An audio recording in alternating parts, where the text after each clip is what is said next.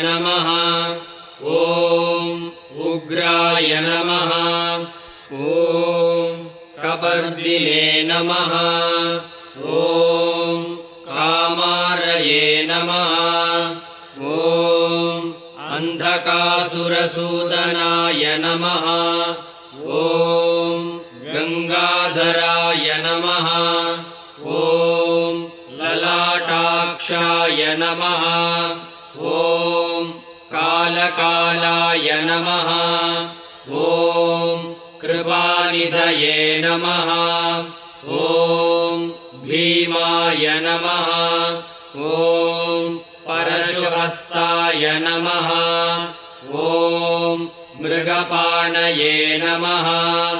ॐ जटाधराय नमः। ॐ कैलासवासिने नमः।